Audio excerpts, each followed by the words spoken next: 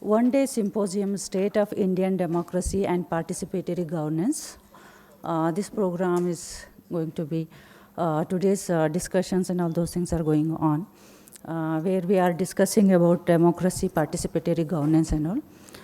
To begin with this, I, Shabana Farheen from Department of Political Science, call Mohid to recite the Quran. أعوذ بالله من الشيطان الرجيم بسم الله الرحمن الرحيم ياسين والقرآن الحكيم إنك لمن المرسلين على صراط مستقيم تنزيل العزيز الرحيم لتنذر قوما ما أنذر آباؤهم فهم غافلون لقد حق القول على أكثرهم فهم لا يؤمنون إنا جعلنا في أعناقهم أغلالا فهي إلى الأذقان فهم مقمحون وجعلنا من بين أيديهم سدا ومن خلفهم سدا فأغشيناهم فهم لا يبصرون وسواء عليهم أأنذرتهم أم لم تنذرهم لا يؤمنون إنما تنذر من اتبع الذكر وخشي الرحمن بالغيب فبشره بمغفرة وأجر كريم إنا نحن نحيي الموتى ونكتب ما قدموا وآثارهم وكل شيء أحصيناه في إمام مبين صدق الله السلام. I asked technical staff to play the tarana.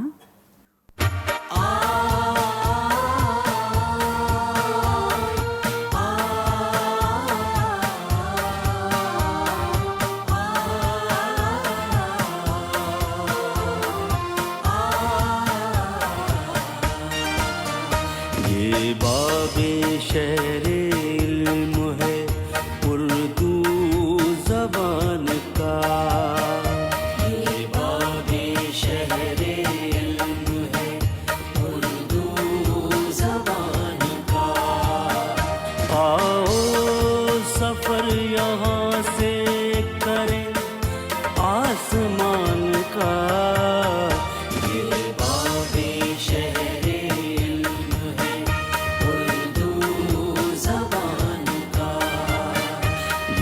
बाबे शहरे इल्म है उर्दू ज़बान का Elmo कमाल फजलो शियारो शूर तक फैली है दिल नवाज महक दूर दूर तक मिलता यहाँ निसाब है सारे जहान का ये बाबे शहरे इल्म है उर्दू ज़बान का ये बाबे शहरे इल्म है उर्दू ज़बान का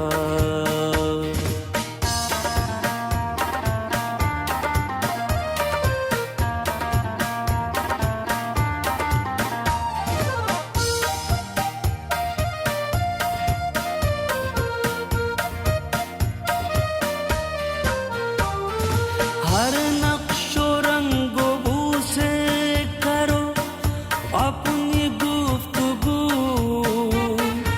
आजाद दरसगाह की है ये भी जुस्तजू सब फासला मिटाते चलो दरमियान का ये बाबे शहरे इल्म है उर्दू ज़बान का ये बाबे शहरे इल्म है उर्दू ज़बान का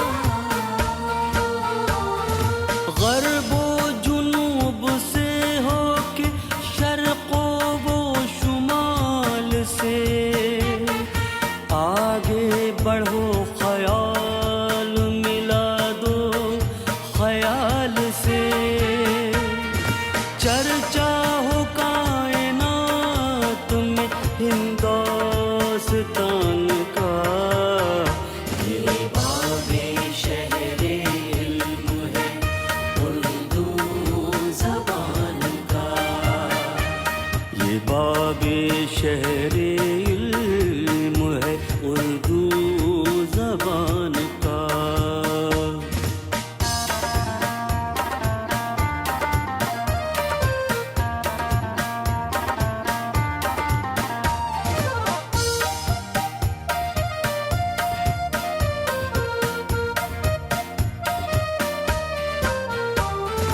फसले सदा बहार से बस्ती बसी रहे, मिलकर दुआ करो कि ये खेती हरी रहे,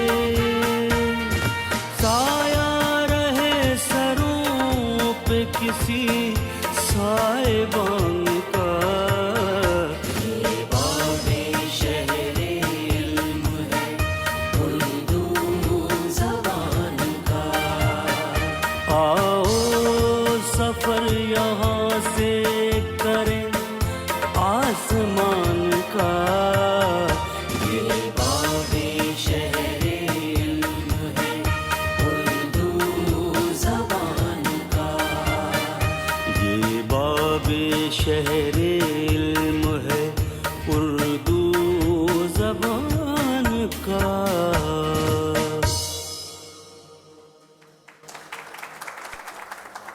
A big round of applause for the person who has penned down this anthem. For our VC has penned down this. Now I call upon Dr. Khurshid Alam for welcome. Thank you, ma'am.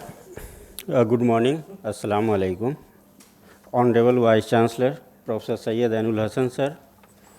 Respected Professor Mohan Guru Swami, sir, former advisor to Finance Ministers, Government of India. Professor Afroz Alam, Head of the Department, Political Science. Dr. Sabana Farheen, Symposium Convener, dignitaries, invitee, heads, teacher, students, and ladies and gentlemen. On behalf of Department Political Science, I extend a warm welcome to each and every member of the August gathering present here today in the symposium. It is my privilege to extend a warm welcome to our Honorable Vice Chancellor, Professor Syed Ainul Hasan, sir, for accepting our invitation and his gracious presence in the symposium. Sir, gracious presence in the symposium will be highly beneficial for us. I hope his guidance and blessing will be with us. I welcome you, sir. I feel extremely elated to welcome our distinguished keynote speaker, Dr. Mohan Guru Swami, sir, former advisor to Finance Minister, Government of India. He is a frequent commentator on a national and international TV and radio on a matter of current interest and writes a widely read and disseminated newspapers and magazines columns. I hope his ideas and knowledge will be beneficial for us. I welcome you, sir, in the symposiums. I feel privileged to welcome our dynamic Head of the Department of Political Science, Professor Afroz Alam, sir. Under his leadership, department has progressed well. So this symposium organized by the Department of Political Science is an attempt to discuss on an issue and engage in a comprehensive discussions on the state of democracy and participatory governance. It will explore the narratives and discourse on the participatory democracy, the role of citizens in the political participation in the governance. I hope these symposiums will be thought-provoking and helpful in addition in our knowledge. Now, may I now request Vice Chancellor, Professor Syed Ainul Hasan, sir, to offer a memento and shawl to Professor Mohan Guru Swami, sir.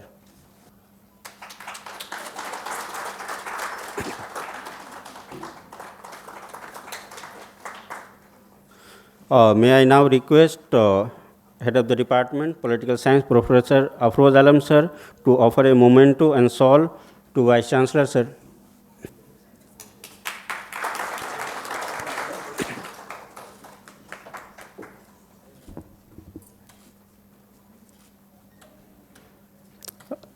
Thank you, sir. May I now request our Vice Chancellor, sir, to offer a memento and shawl to Head of the Department, Professor Afroz Alam, sir.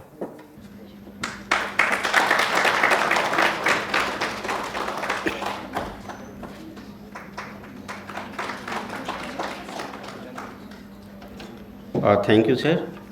May I now request Professor Afroz Alam, sir, to present a memento and shawl to convener of the symposium, Dr. Sabana Farheen, ma'am.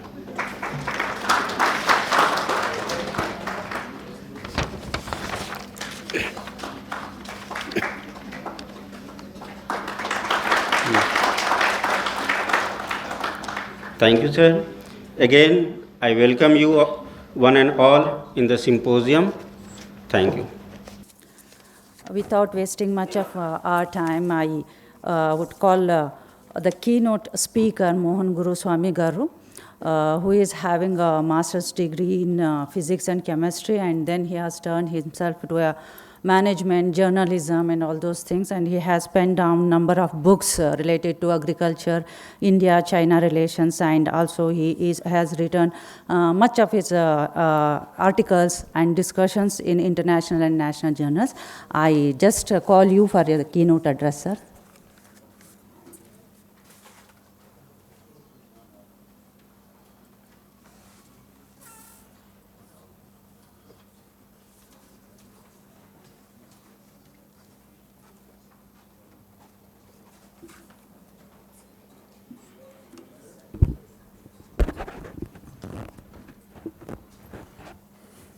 Good morning, everybody. Vice Chancellor Sahab, my apologies. Particularly in the month of Ramzan, many of you would be fasting and must be irritable already that I've come so late. But though I was born in this city and I've lived, educated in the city, I didn't realize how big this city has become. And my home, I realized just now, is about 70 kilometers away. And so I came driving, and been a long drive. We misjudged distances, but I'm glad you are living in the better part of the city. We live in Secunderabad, which is, a small village by comparison. This is like some foreign country. It's like coming to California. It's quite remarkable. And as Dr. Farheen did in her introduction, I am an economist. I actually shouldn't be here with all you people educated in entire political science. But I have no such qualifications in political science, but we live in a country which is ostensibly a democracy, and therefore we understand the rules to some extent, or think we understand the rules. And those of us who are watching the situation know what is happening. And so we have some understanding of what democracy could be.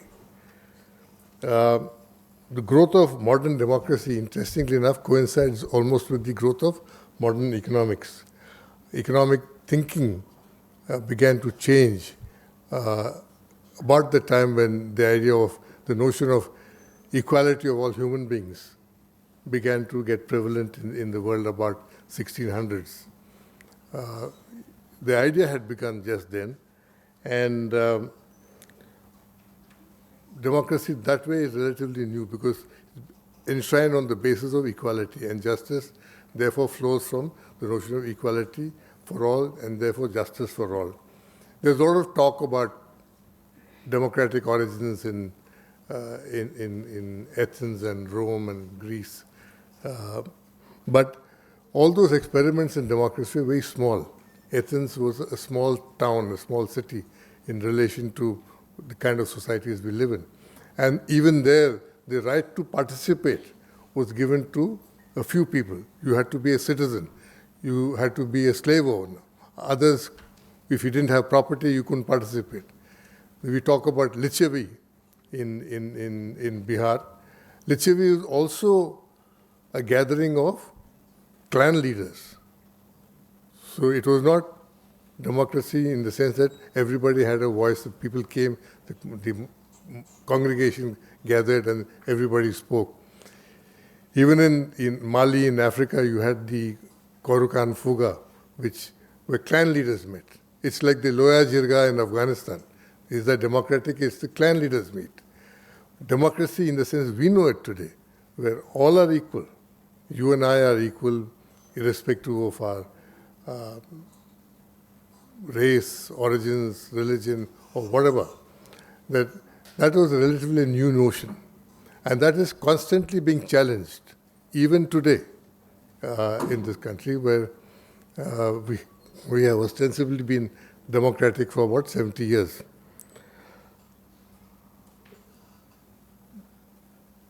But if you have to fix a date for the origin of modern democracy, you've got to start at about 1640, when the English Civil War took place, and people started pressing for rights. And the writ of habeas corpus came in 1679. So if you look at it historical terms, it's about 300 odd years. The first big change came when the Bill of Rights was passed in 1689 in England. Then the next big jump came, it was still progressing very slowly in England, in 1770 in the United States when they had the Virginia Declaration.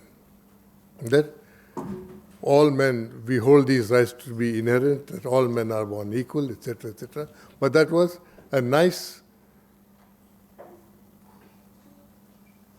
eloquent notion.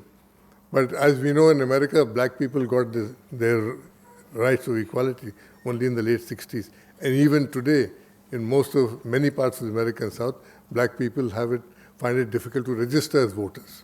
So the notion of equality is constantly under challenge, because along with this right to vote, to contribute in a society, there's the right to give yourself what you want.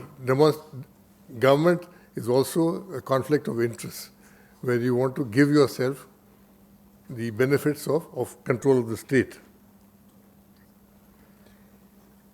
Even so, evolution, 1918, universal suffrage first came to England in 1918, just 100 years old.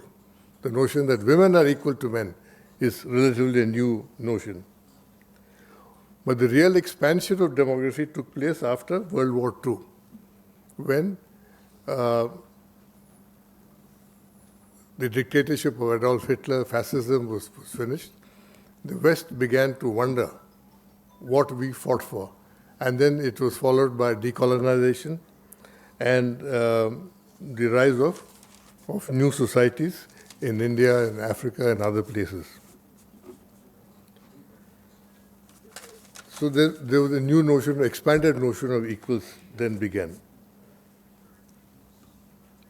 But what does democracy actually mean? Democracy actually, in today's context, makes a government by discussion. That we reconcile everybody's interests, we decide in a central place through elected representatives to decide what we have to do. But if you look at what's happening in India for the last few decades, particularly in the recent periods where Parliament hardly meets, Parliament meets, it's shut down. So where is the discussion in government? When I worked on my first budget in the Government of India, the discussion in the House discussing a budget of which was approaching almost 50,000 crores was disposed of in about half an hour. That was the real discussion. Because the House was busy debating other battles, fighting other wars. And their eyes of the MPs, I always noticed, was on the media box. They were looking up to see whether they will come in the next day's newspapers. Those days, newspapers were still important. Coming in the evening news, limited TV, we had Doordarshan, was also important. But it's not so anymore. The House hardly meets. House transacted business in the last session for about 18% of the time. So we must wonder what's happening to democracy in this country, whether we have a government, but discussion. Discussion can only take place among equals. When you have a party system where leaders of the party participate and put forward their ideologies and their viewpoints. Now look at what has happened to parties. There are no political parties in the sense that we knew them to be, or we think of them. There is no democratic functioning within parties. The Prime Minister keeps talking again and again, time and again, about the loss of inner party democracy in other parties. But when I was in government, the national executive of the BJP used to meet every 6 or 8 weeks. And serious items would be discussed. And we would prepare the notes for those items. Even though I was employee of the government, we had to prepare the notes for discussions. These days, there's no discussions. The national executive of the BJP doesn't meet. So its inner party democracy is not very different from the inner party democracy of the family-controlled parties, which is, as we know, the rest are mostly family-controlled parties. Telangana had family rule for 10 years. Congress party is a family-controlled party. So is the Samajwadi Party, the RJD, what have you. So what we have is a challenge to the system by the rise of clans. So this is what I call a clan democracy. So how is Parliament very different from the Loya Jirga of Afghanistan? So rather than a house of equals meeting, an intellectual equals meeting to discuss issues, that house doesn't meet, and we have highly centralized power in one place. The concentration of power in the office of the Prime Minister is not new. This concentration of power took place, began after, around the time of Lal Bahadur Shastri, when the office of PMO was set up. Till then, the secretary to the PM was a typist. Jawaharlal Nehru's secretary was M.O. Mathai, who was a typist who should take notes from him and send the notes to people, though Nehru had a towering personality. But the typist could not call up ministers and tell them what to do.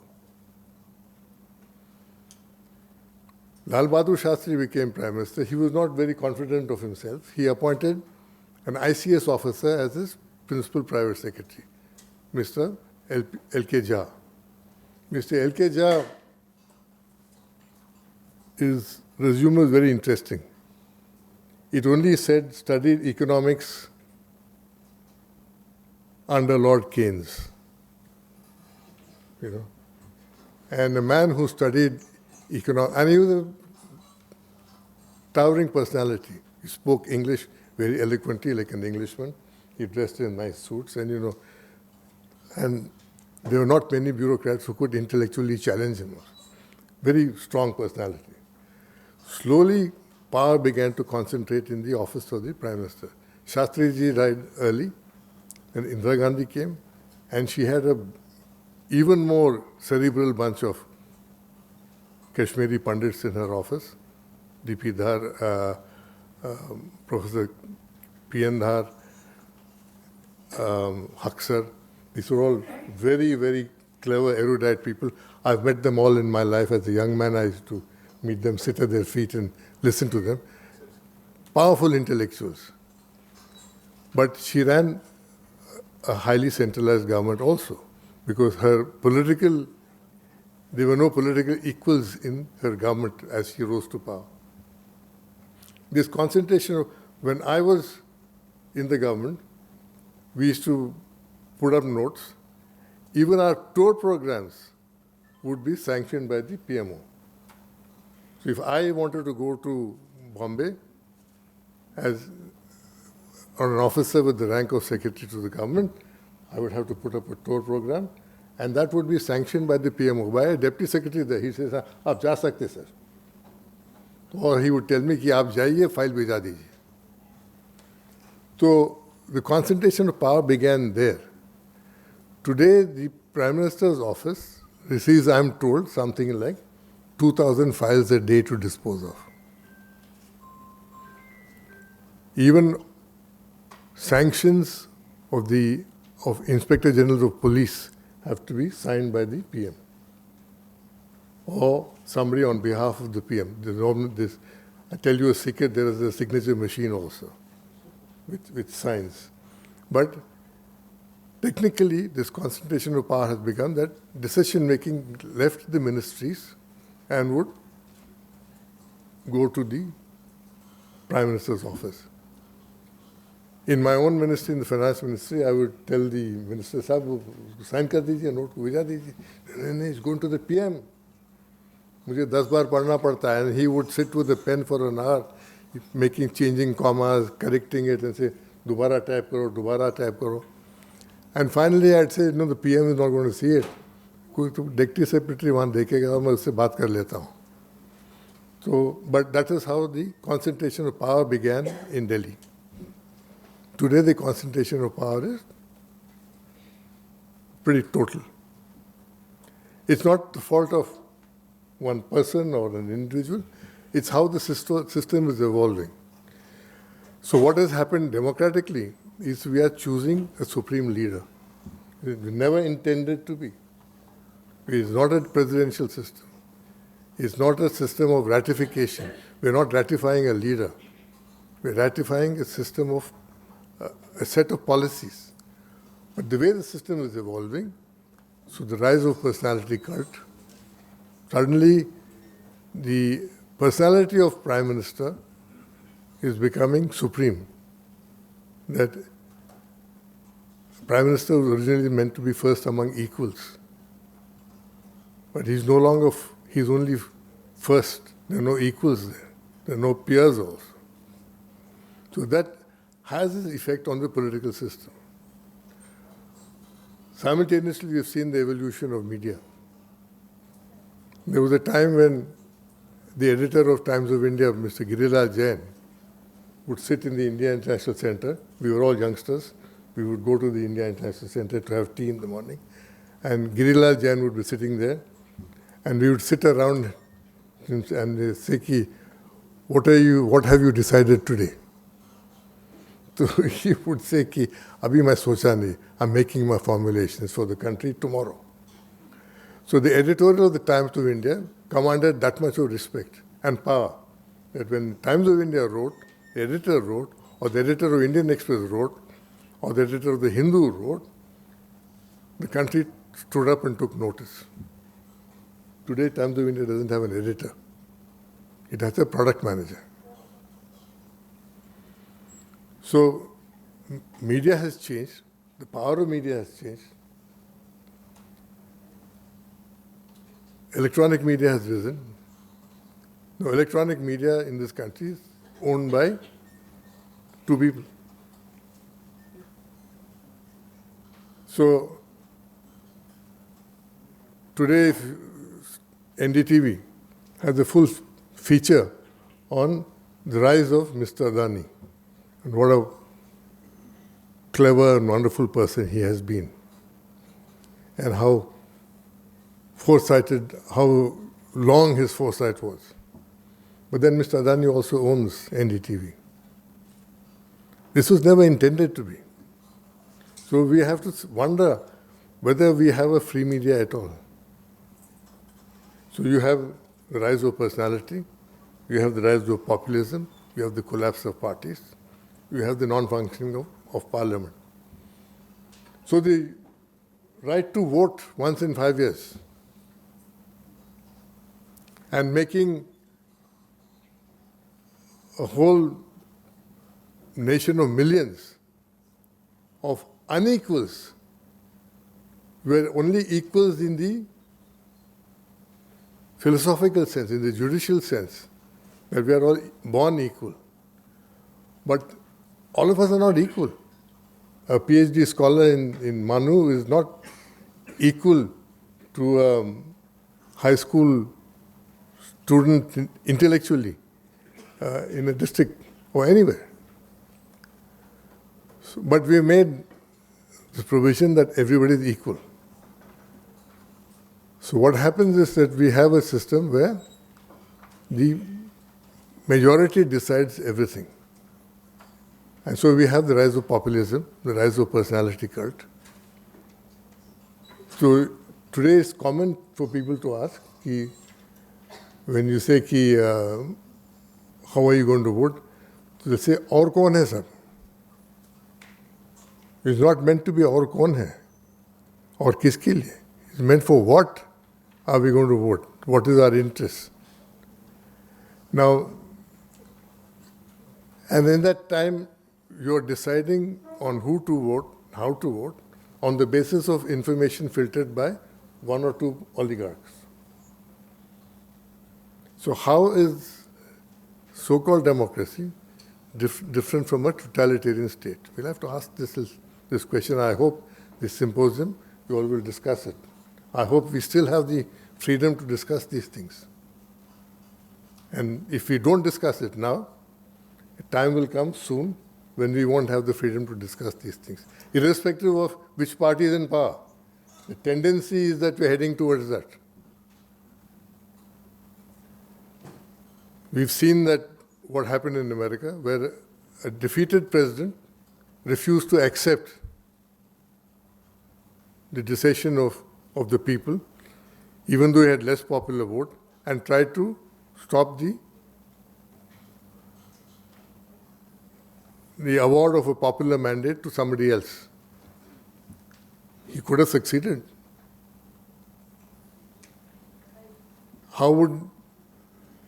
What do we know is going to happen in this country? Unless we all start challenging this.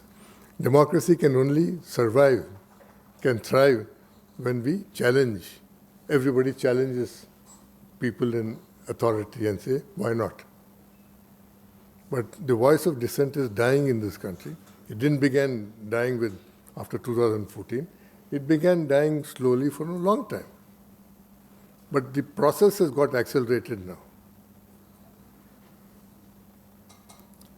So with no free media, with Parliament not meeting, with Parliament not discussing, with there's no discussion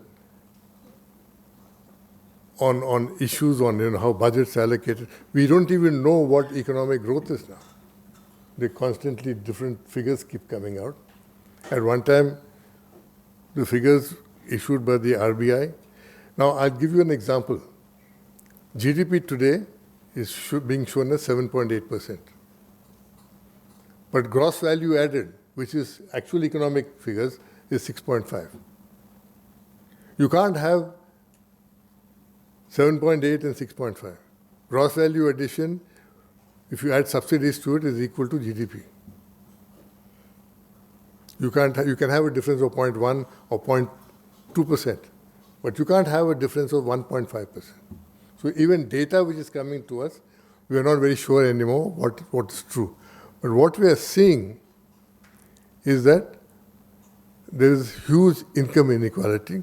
We've seen the celebration of wealth in last month in Gujarat, where one family celebrated its power and its wealth, and highlighted Bollywood culture as a showcase of Indian culture.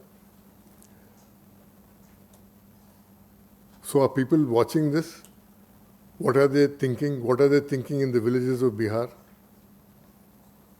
At some stage, what happens is people will say, all this is fine, but when is it going to happen to me? When you have a huge income inequality, which is today at almost 0.68, among the highest in the world, how long can people be silent? If you control the voice of people, control what they hear, at some stage, the system collapses. So it's very important, therefore, to keep structures of government in place. That's why you have parties have to function, political parties have to function freely, Parliament has to function, media has to function. So how do you make the system function? Now, I spoke to a very senior leader who could be a future Prime Minister soon about ownership of media. I said, are you worried about it? That a person who lives in a 60-floor house controls 60% of our media. Are you worried about it? He had no idea about it. I said, we need legislation which will now regulate media ownership, because that regulates information coming to us. So what we have left is with social media. But if you look at social media, it's chaotic. Yes, half of the stuff we see on social media is concocted news. So we're living in very difficult, anarchic times. So MANUU students studying political science, particularly those studying entire political science, will have to arise, wake up, write, articulate these ideas. We have got a uniformity of ideas now. All parties are thinking alike. We have lost this alternatives. So, under these circumstances, we have an election coming up. It maybe will be announced today or tomorrow, very soon in a few weeks.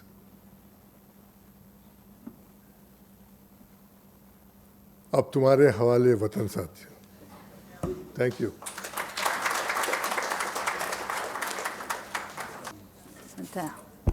Thank you very much, sir. As you have put so many thoughts into our minds that we have to think about and discuss about, and the whole day is there for the young scholars who are going to discuss all these things, which the seeds we have put into their minds, they are going to discuss about this one. Now I will call our Honorable VC, who knows the way, who goes the way, and who shows the way for all the people to progress in their life and also to do the work in their life. I welcome you, sir.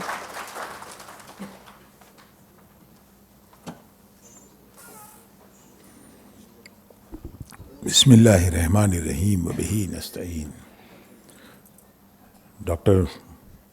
Goswami, Professor Afroz Alam, Dr. Shabana Farheen, Dr. Khurshid Alam, host of dignitaries, participants, girls and boys.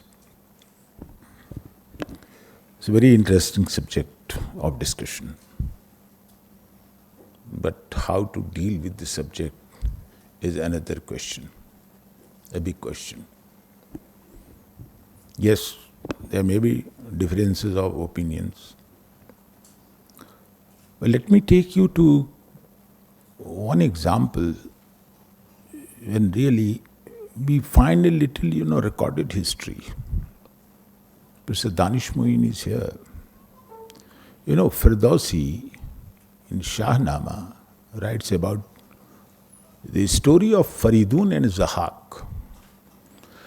Zahak was a tyrant ruler.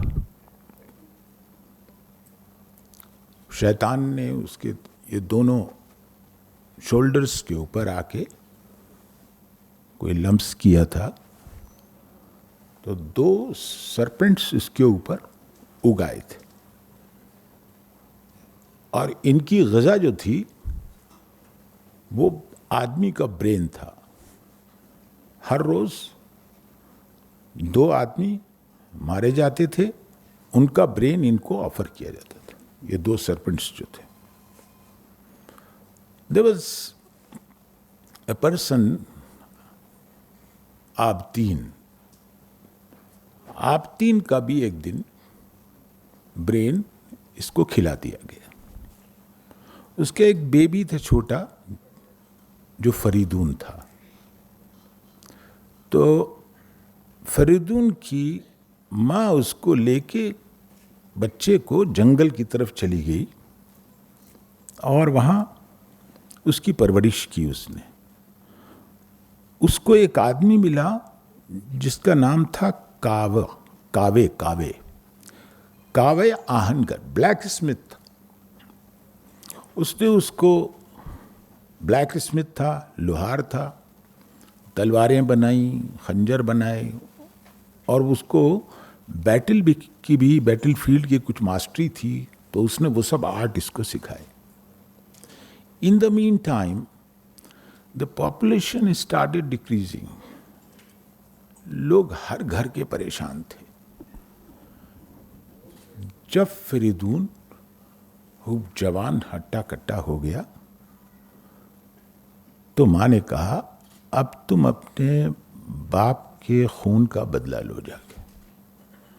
Then what he did, he went door to door and he started a campaign, massive campaign against Zahak, the tyrant king of Iran.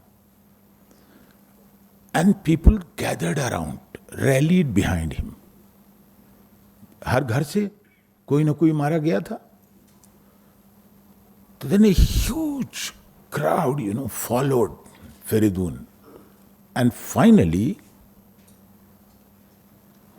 they stormed and killed Zahak.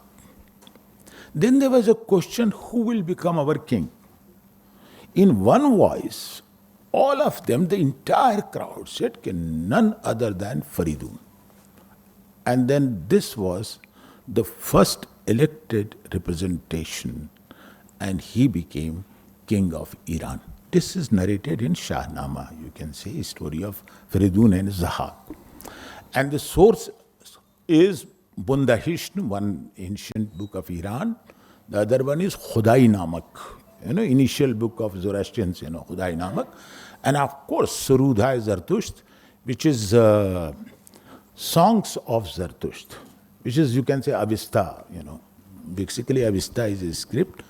It is Gata Ha. Gatha जिसको कहते हैं ना, उसको Gata Ha. Ha is plural. So anyway, these are the references, in fact, what I am saying. Now, the question is the modern times, as Professor Goswami already elaborated, and then he cited examples of, early days of democracy, and then later part, and then the contemporary. There are three pillars, as I always explain. And look, freedom, of course, is required. You see, in a democratic system, you must feel yourself free. But freedom to what extent, in fact? There are certain rights given to you. So you have to exercise, you have to incorporate these rights. And then rights without social justice is nothing. So interconnected bogies are there with the freedom, rights, and social justice. All three are grand pillars of democracy. What happens? In many countries, if you recall, when Obama visited for the first time in India, he vehemently expressed his opinion that America is biggest democracy, India is the largest. Now, he was talking about American democracy. Recently, I was in US. I have seen the kind of, unrest, total unrest in the society.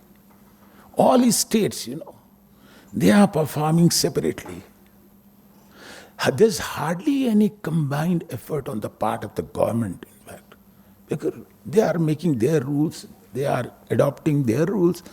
So, almost a chaotic situation. I'm not casting aspersion against the government, you see, but what I am saying, and very likely you will see the result. Now, you take, for example, judiciary was brought under civilian rule in Pakistan during the time of Ziaul Haq. And therefore, it started, deteriorating. Democratic rights of citizen, social justice. Where is justice when everything is dictated by the Lord? So these things are under question. To what extent? And your democracy ends where my nose begins. There are certain things you have to. So where is discipline? There is a word discipline. Democracy with discipline or discipline without democracy.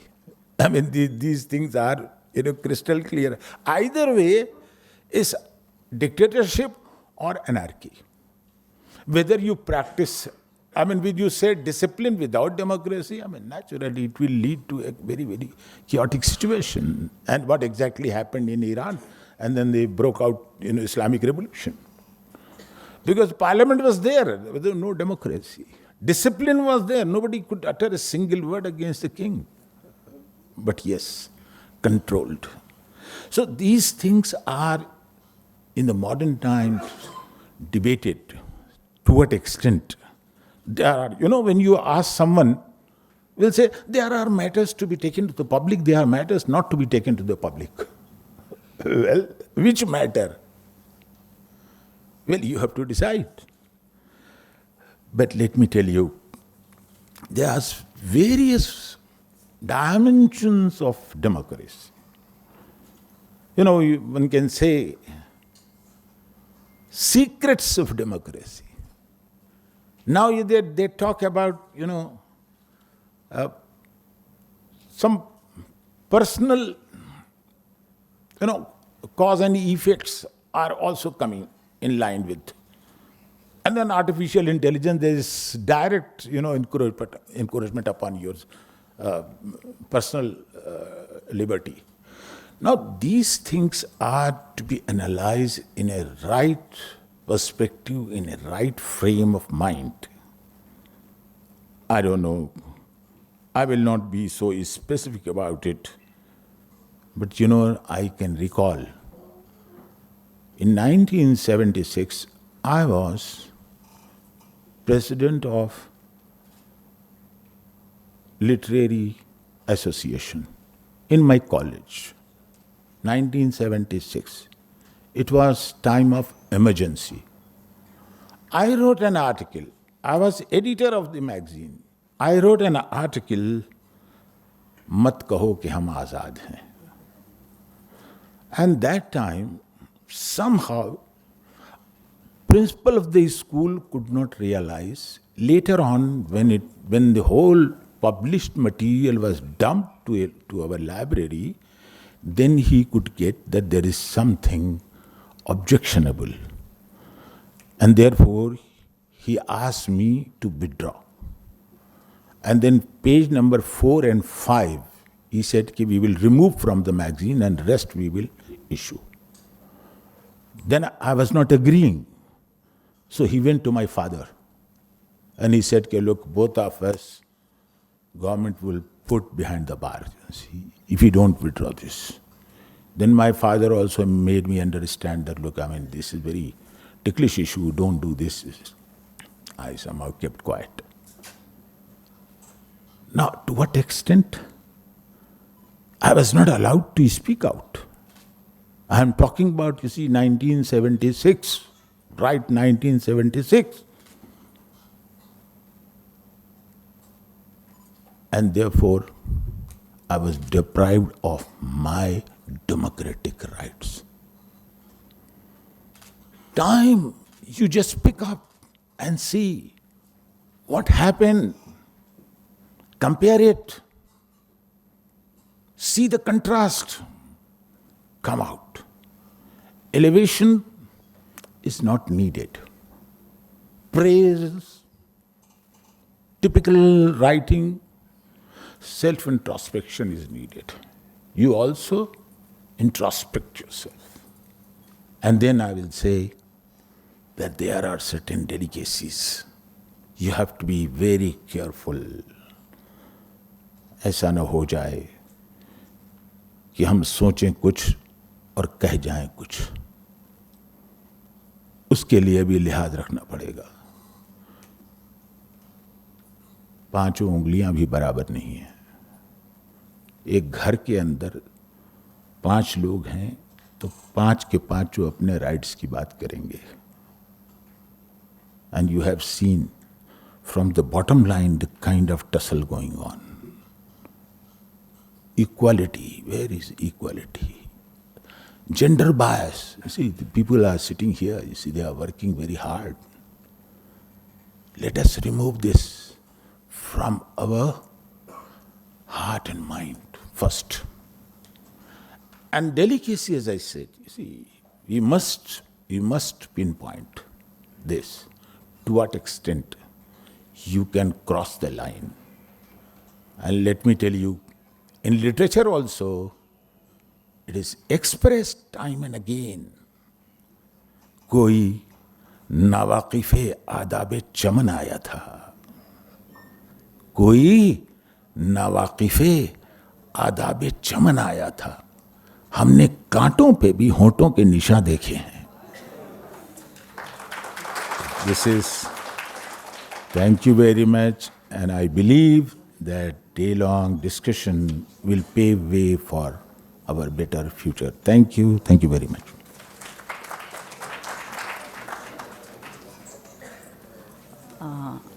Thank you, sir. Thank you very much for putting to the young minds about the three pillars and its importance and relevance in present situation: freedom, rights, and social justice, and making everybody to think about self and in respect, and also think about how to express ourselves in these situations. Thank you very much, sir.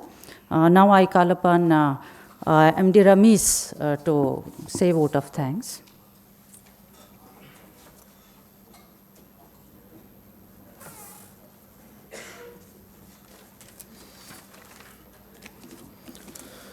Assalamu alaikum. Good afternoon to all. So I am here for vote of thanks. On behalf of the Department of Political Science, I would like to express our sincere gratitude to our respected Vice Chancellor, Professor Syed Ainul Hasan sir, for dignifying this event of on-day symposium. We are truly grateful, sir, for your valuable time and insights shared during your presidential remarks. Indeed, sir, your attendance not only honored us, but also added immense value to the event. Thank you so much, sir, for coming and encouraging us. Now, I would like to extend a heartfelt vote of thanks to our esteemed keynote speaker, Dr. Mohan Gurusamy, sir. Sir, your insights and thought-provoking address to us was a truly inspiring start to our symposium. Also, your express to share knowledge have significantly enriched this event and will undoubtedly spark further discussion. Thank you so much, sir, for coming in MANUU and in the Department of Political Science. I would like to express our deepest gratitude to our head of the department, who is always the backbone of our department. Sir, your tireless leadership and dedication is always instrumental for shaping our department in academic field. Thank you so much, sir, for your unwavering support.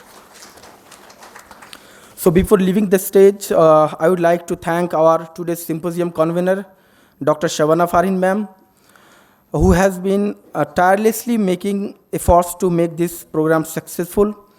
I would like to request each one of you for a big round of applause for Dr. Shabana Farhin ma'am.